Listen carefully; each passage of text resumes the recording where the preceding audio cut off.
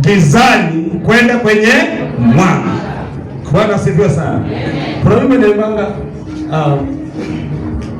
nilitembea gizani, Yesu akaona,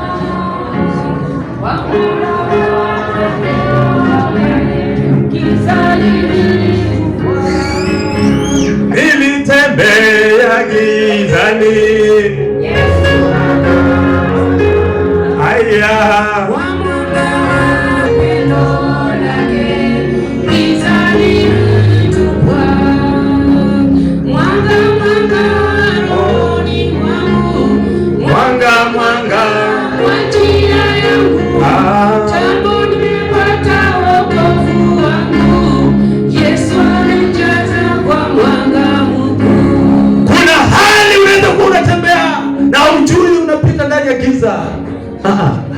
Acha niongee na nyinyi pande hii. Wao jamani, kama wananiangalia tu, ninasema kuna hali unaweza kuwa unatembea lakini haufahamu kwamba ninaenda katika giza. Ninasema kwamba kuna njia inayoonekana sawa sawa machoni pa wanadamu, lakini machoni pa Bwana haipo tena. Bwana asifiwe sana. Njia inakupeleka kwenye shimo. Lakini mnafurahi mchana wa leo, Bwana anataka atufundishe tujue jinsi ya kutembea katika mwanga. Mwanga, mwanga, rohoni mwangu, mwanga, mwanga, kwa njia yangu, tangu nimepata wokovu wangu. Yesu amejaza kwa mwanga mkuu. Atakaporudi Yesu, nitashiriki naye.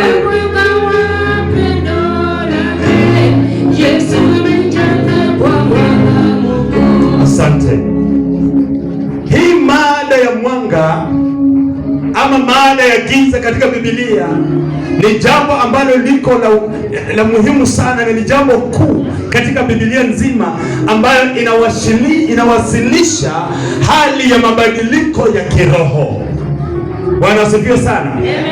Na pia inashinda hali ya dhambi ambayo kwamba inakumbatia ukweli wa Mungu pamoja na neema yake.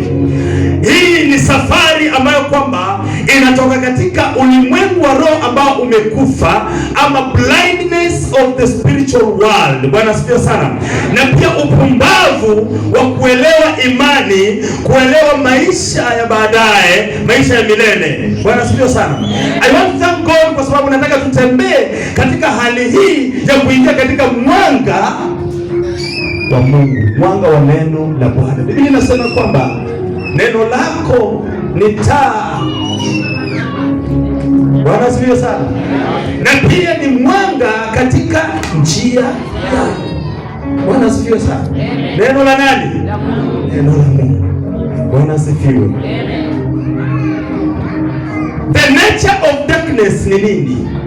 Asili ya giza ni nini?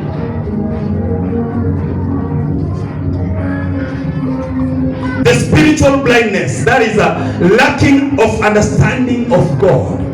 Hii ni hali ya kuwa kipofu katika kiroho. Bwana asifiwe. Ni hali ya kuwa kipofu katika kiroho, inamaanisha kwamba hauelewi Mungu. You don't understand God.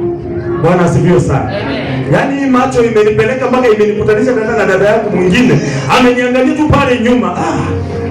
Just well. I know her very well. Bwana asifiwe sana. The spiritual blindness, lack of understanding of God. Kutoelewa Mungu. Bwana asifiwe. Number 2, sin and evil. Hiyo ni asili ya giza. Sin and evil. Dhambi na uovu. Rebellion against God. Hii ni hali ya kumkataa Mungu. Nimetangulia nikasema ya kwamba kuna njia unaweza kuwa unaenda kama mwanadamu. Wewe unaenda tu. Wewe unatembea tu.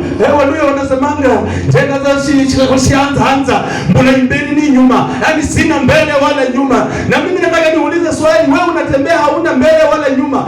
Hii nyuma unakaanga aje? Sivile vile unakaa na nyuma. Na hii mbele Hii haja ya mwenyewe unaendanga aje? Si haja unaendanga na mbele. Sasa wewe unaposema ninatembea kama kitu ambaye sina mbele, ni chapati haina mbele wala nyuma. Chapati ndio haina mbele wala nyuma. Wewe ni mtu ambaye ni taifa kubwa, ni taifa ambalo limechaguliwa kutoka kwa Mungu na amekuita kwa sababu ya kusudi lake. Hauko hapa bure. Usijipate kwamba uko Whitestone, ati wewe tu uko Whitestone unaendanga mbele wala you are a big man. You are a big woman. You are a big child. You are a big boy. Bwana asifiwe sana. Wewe ni mtu mkubwa. Tutembee kwa mwanga wa Yesu. Niko tu kwa asili. Nafanya kitu inaitwa foundation. Bwana asifiwe sana. There is a sister ambaye ameimba hapa.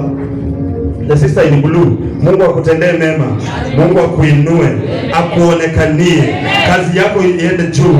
Huduma wako uende juu. Pokea katika jina la Yesu.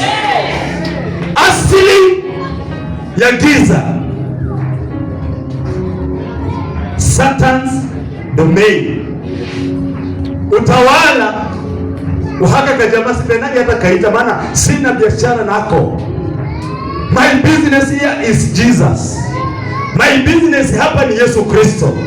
Sasa haka kajamaa kanaitwa Satan, kanaleta shida ya nini? Ya kufanya kitu inaitwa kuleta spiritual blindness. Kanafanya kitu inaitwa kuleta darkness. Are you the one, Maxwell? Inulia Yesu mkono. That's my brother from home. Kabisa. Bwana asifiwe sana. Sikujua uko pande hii. The kingdom of darkness is ruled by Satan. Kwamba utawala wa giza unaongozwa na baba yao moja. Jina lake leo nani? Shetani. Na huyo ndio tuko mbioni kumpinga. Bwana asifiwe sana. Biblia inasema mpinge shetani naye atajipa shughuli. Atajipa shughuli. Understand what I'm saying? Bwana asifiwe sana. Lastly, death and separation from God. Asili ya giza. Niko kwa asili ya giza. I'm just putting foundation ya kwamba hii ni kifo na utenganisho kutoka kwa nani? Kwa Mungu. Biblia inasema katika kitabu cha Isaya 59 ya kwamba jicho la Bwana, anzia moja tu, jicho la Bwana, sikio la Bwana sio nzito lisiweze kukusikia unapoomba, lisiweze kukusikia unapoimba, lisiweze kukusikia unapoita. Mkono wake sio mfupi usiweze kukuokoa unapohitaji nini? Msaada. Bwana asifiwe sana. Basi wanasema kwamba ni dhambi zetu, ni maovu yetu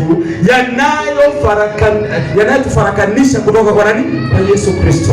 So ni maovu. Ndio nikasema sin and evil, death and separation from God. Bwana asifiwe sana. Fungua nami kitabu cha Yohana, John chapter number 3 verse 19 and 20. John number 3 19 to 20. Aliyepata naomba asome John 3 19 to 20. Mwenye Nitasoma Yohana 3:19 hadi 20. Yes. Biblia inasema na hii ndiyo hukumu ya kuwa nuru imekuja ulimwenguni. Samahani. Uko sawa? Yohana. Uko sawa kabisa. Tasoma na hii ndiyo hukumu. Yes. Ya kuwa nuru imekuja ulimwenguni na watu wakapenda giza kuliko nuru, kwa maana matendo yao yalikuwa maovu. 20. Maana kila mtu atendaye mabaya huichukia nuru, wala haji kwenye nuru, matendo yake yasije yakakemewa. Baba, katika jina safi la Yesu Kristo, nikutukuze, nikuabudu kwa neno lako Jehova Rabi. Hili si neno langu, hawa watu sio wangu, neno ni lako, watu hawa ni wako. Jehova, nena nasi kulingana na vile unavyotaka.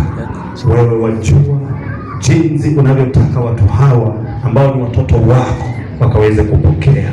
Wacha neno hili likaingie katika mioyo zao, likazae Jehova Rabbi 90, 60, 30 kwa utukufu wa jina lako. Pokea sifa na utukufu, ni maana unatenda.